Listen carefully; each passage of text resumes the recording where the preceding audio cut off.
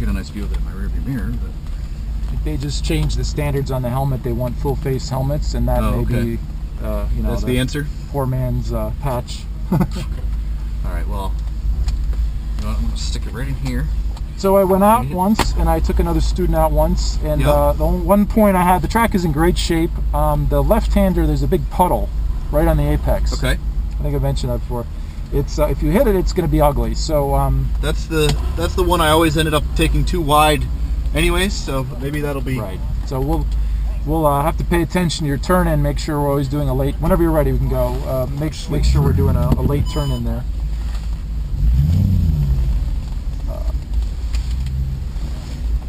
Otherwise, the track is very clean. It's grippy. There's no wet spots outside of that puddle. Great. Oh, a whole lot of headroom here.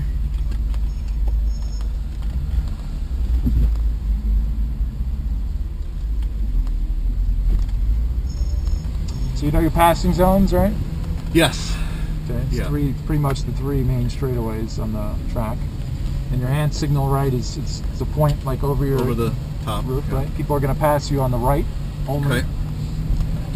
That was one of the things, you know, I've been thinking, you asked the question, what do I want to get out of this? And obviously fun is the quick answer, but I've been thinking about it a little bit since then.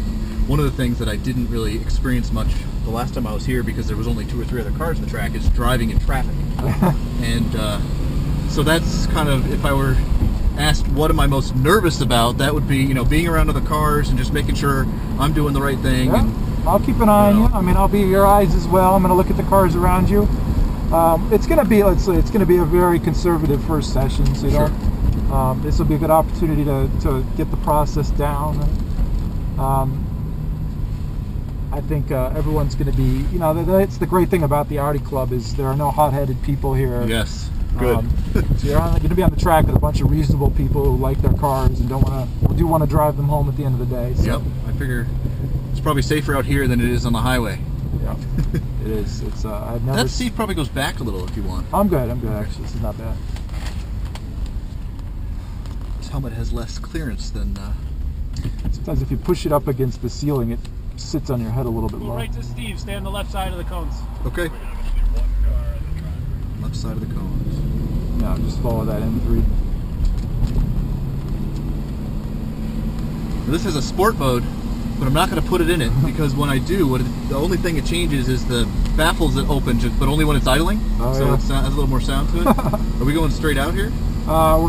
This guy's gonna tell us whether we can go or not. There's always a guy waiting at the end of the track, and he'll give you some hand signal about whether you can go or not. Okay. This is about the right speed, and okay, he's saying go ahead. Thank you. All right, you're up.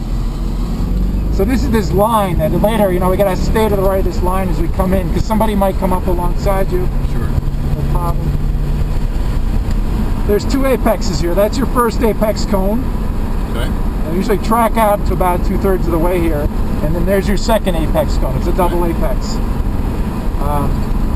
I think the cones are in a good spot, so let's just start with the cones and respect kind of where they are. Your turn-in cone is that guy right there. Okay, what was that one?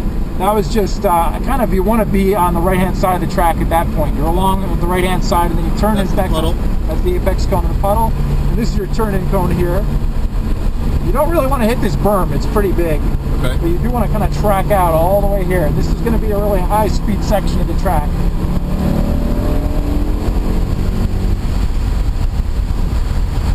So this nice light braking before the turn to settle the car, and then a gentle turn in. You got to stay lightly on the gas through here at all times.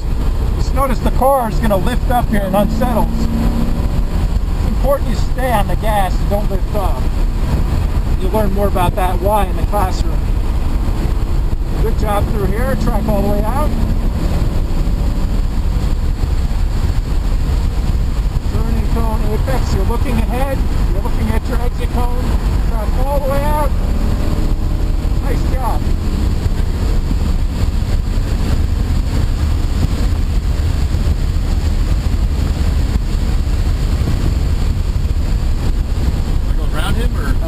Yeah, go. See, I don't really, kind of... Sometimes it's a little ambiguous. In that case, you know, the rule is he's supposed to stay to the right of the line so you can go by him. But obviously, if he's in the turn already, you shouldn't go by him. So, I could have come in a little quicker too. All right, so you got to look ahead too here. This is the key. So I'm already looking at your apex cone. I know there's this big puddle. Yep. And I want to come in kind of apex right after the puddle, really. Just come right to the edge just after the puddle. Now I'm already looking at that exit cone. I want to track all the way out to this berm here. Good job. That's a good line. So, you know, this is going to get really high speed. And what I do with my car is just before the turn-in is a little bit of braking to get all the weight in the front of the car. And then when you turn in, it's going to be a little sharper turn-in because all the weight is on the front tires. There's just a little braking at the turn-in. And then you lift off and get on the gas here. Yeah, right. You want to be on the gas here because as you crest this hill, especially with this car and speeds that you're probably going to get, there's very little traction with the tires in the ground. If you lift off the gas at that point, all the weight's going to transfer to the front and the back end's going to spin around. Yep. So it's important, again, with four-wheel drive, it's great for exactly this reason. If you stay on the gas, you may feel a little squirreliness on that uphill, but the car will sort itself out. It'll settle down. BMW drivers, different story, but an Audi, stay on the gas. It'll figure itself out. Yeah, this is all coming back to me. Alright, so this guy should probably point us by here. We'll see if he does. I was wondering if there's passing when the yellow's out. Now it's green. It's green, so we'll see. Maybe not this time, but next time. So the numbers too, we got to start paying attention to these 6 numbers. is where I would hit it before. So 6 is a good starting point. And I'd be going, a lot faster than we are right now. And that was one of the things that really sticks in my mind is how just intense it was. One of the things the other instructor kept telling me was, you need to brake harder and stay on it hard longer, Yep. That's what it took me a little while to get used to. Looking ahead, you're thinking about that puddle, and you want to hit the edge just after the puddle. That's good. Now looking ahead, your exit cone. You want to maximize exit speed here. And the key to doing that is a late apex, which you just did. That's good.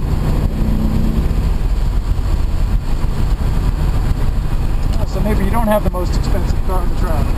I don't know if that's the one that was here when I was here, but I've got a video of when my coach was driving, catching up to and passing a Ferrari just like that. It's possible.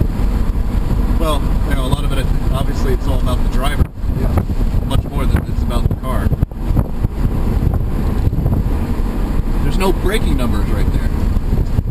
No braking numbers, but that cone is key. Again, I think that cone's just a little bit late, but not too late. So I would just use that cone as your turn-in point. Very light braking. I tend to just enough braking to get the weight on the front of the car so your front tires can dig in and turn in sharply.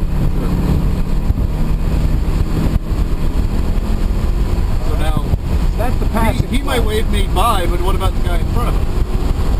We'll figure it out. That's the passing flag, so should have pointed you by. We'll get him on the next time.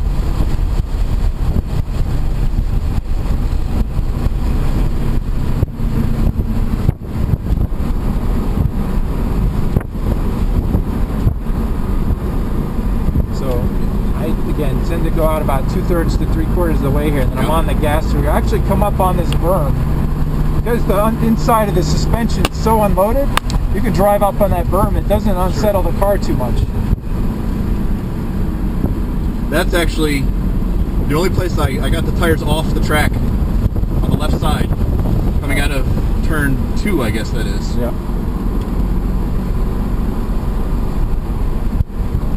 So, and this is another spot where we can pass, right? That's right.